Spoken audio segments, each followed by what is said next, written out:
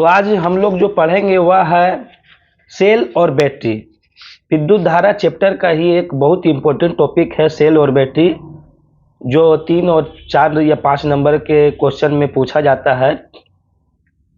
तो ये हम लोग अपने जीवन काल में अपने जीवन में देखते हैं कि बहुत सारी सेल बैटरी का प्रयोग करते हैं गाड़ियों में, और ये टॉर्च लाइट में, घड़ी में। पर ये काम कैसे करता है, ये इसकी बनावट कैसी होती है, ये आज हम लोग पढ़ेंगे। तो सबसे पहले इसका परिभाषा देख लेते हैं कि ये होता क्या है और ये काम कैसे करता है, इसके देख लेते हैं। तो यहाँ जैसे सेल और बैटरी एक ऐसी युक्ति है, मतलब एक ऐसा सामान है जो रासायनिक अभिक्रिया द्वारा सेल के दोनों इलेक्ट्रोडों के बीच विभवांतर बनाए रखती है, और जब इसे किसी चालक तार द्वारा जोड़ दिया जाता है तो इससे विद्युत धारा प्रवाहित होने लगती है। मतलब कि इसका चित्र देख के समझ सकते हैं कि ये होता है, 2 इलेक्ट्रोड होता है, और इसको अगर जोड़ दिया जाता है जब किसी चालक तार द्वारा, तो इससे विद्युत धारा प्रवाहित होने लगता है। अब इसकी बनावट देखेंगे हम, सेल और बैटरी की बनावट। तो सर्वप्रथम इटली के वैज्ञानिक अलेसांद्रो वोल्टा ने सेल और बैटरी का आविष्कार किया। उन्होंने एक कांच का बर्तन लिया जिसमें 1/9 अनुपात में गंधक, सल्फ्यूरिक अम्ल तथा जल का विलयन 3/4 भर दिया।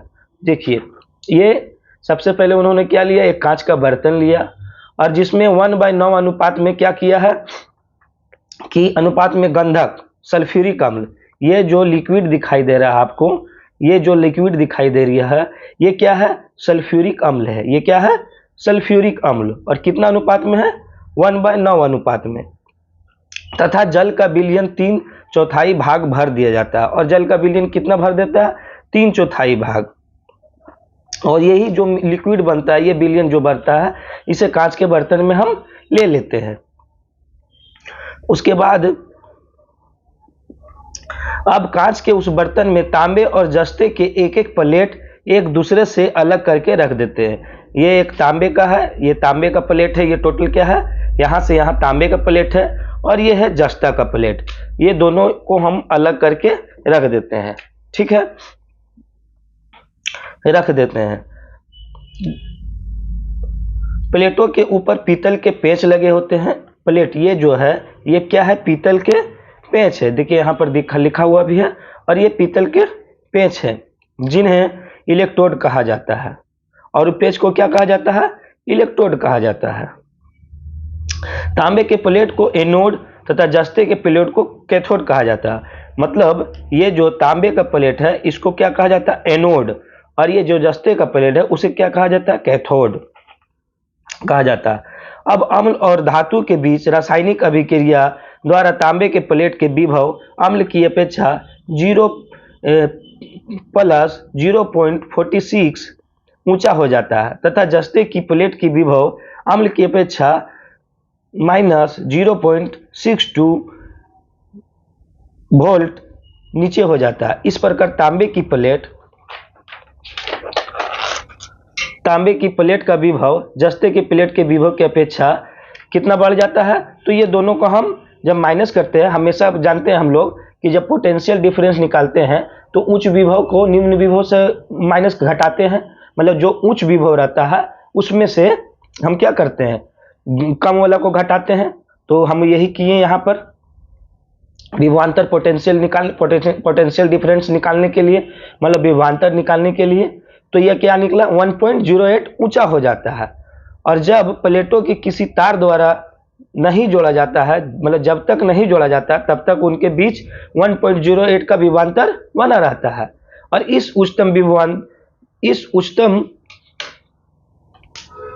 विभवांतर का सेल का विद्युत वाहक बल ईएमएफ कहा जाता है। क्या बोल रहा है, यही जो विभवांतर को है उसी को क्या कहा जाता है, विद्युत वाहक बल कहा जाता है। मतलब अगर फिर जब ये इसमें अगर किसी कनेक्शन कर दिया जाता है, मतलब तार से जोड़ दिया जाता है, तो पोटेंशियल डिफरेंस के कारण, मतलब विभवांतर होने के कारण दोनों से करंट, इलेक्ट्रिसिटी प्रवाहित होने लगती है। क्लियर है।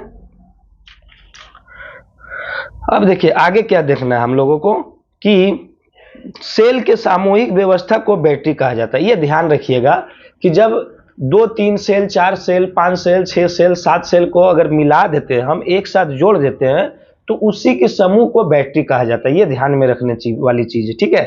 तो उसका डिफिनेशन है, एक सेल से पर्याप्त विद्युत धारा प्रबलता नहीं मिलने पर एक से अधिक कई सेलों को आपस में जोड़ दिया जाता है, जिसमें बैटरी के धन ध्रुव को ऋण ध्रुव से जोड़ते हैं, जैसा कि चित्र में दिखाया गया है। आप टॉर्च उर्च में भी देखते होंगे घर में कि जो टॉर्च का बैटरी हम लोग लगाते हैं तो देखते होंगे क्या कि पॉजिटिव है तो उसको नेगेटिव से, नेगेटिव है तो पॉजिटिव से, इस प्रकार ऐसे जोड़ दिया जाता है। और ये जो सेल का समूह प्राप्त होता है उसे क्या कहा जाता है?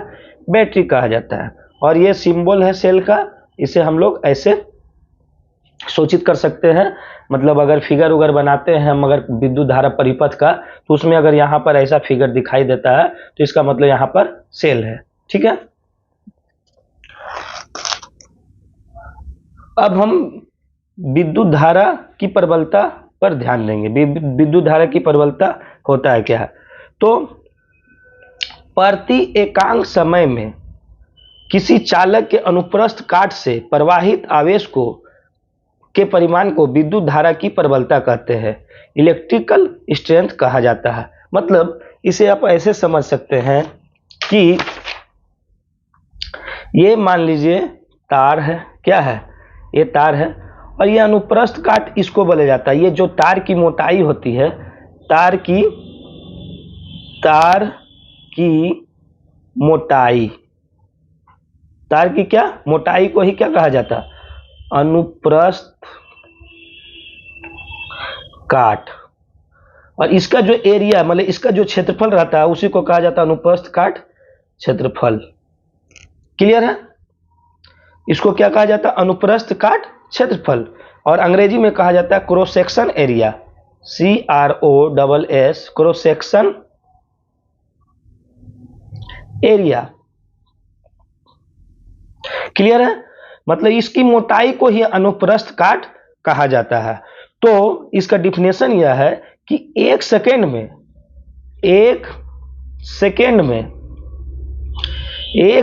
में जितना आवेश प्रवाहित हुआ एक क्रॉस सेक्शन एरिया से, क्या? एक क्रॉस सेक्शन एरिया से मतलब एक अनुप्रस्थ, एक इसका क्या है? एक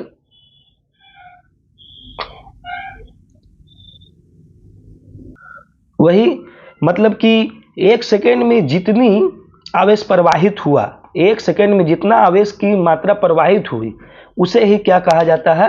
विद्युत धारा की प्रबलता कहा जाता है। मतलब I बराबर Q/T। Q हो गया आवेश की मात्रा और एक T हो गया क्या? समय।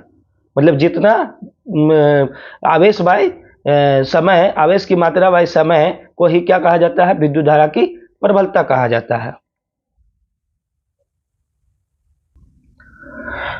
अब इसको हम लोग ऐसे भी देख सकते हैं कि यदि किसी चालक के अनुप्रस्थ काट से एक सेकेंड में 1 कूलम आवेश प्रवाहित होता है, मतलब एक सेकेंड में ई अनुप्रस्थ, यही मोटाई को अनुप्रस्थ बोला जाता है। तो अगर एक सेकेंड में 1 कूलम आवेश प्रवाहित होता है तो 1/1 होगा, मतलब Q/T। तो इसे क्या कहा जाता है? 1 एम्पियर। क्या कहा जाता है? 1 एम्पियर। क्लियर है? मतलब एक सेकेंड में 1 कूलम आवेश प्रवाहित हुआ तो उसे 1 एम्पियर कहा जाता है। वही लिखा हुआ है कि विद्युत धारा की प्रबलता का SI मात्रक एम्पियर होता है, जो फ्रांसीसी वैज्ञानिक एंड्री मारिया एम्पियर के द्वारा 1775 से 1836 के सम्मान में रखा गया था। इसे ए से सूचित किया जाता है। मतलब धारा की प्रबलता का SI मात्रक क्या होता है? एम्पियर होता है। ठीक है। अब हम नेक्स्ट क्लास में अगला टॉपिक पढ़ेंगे।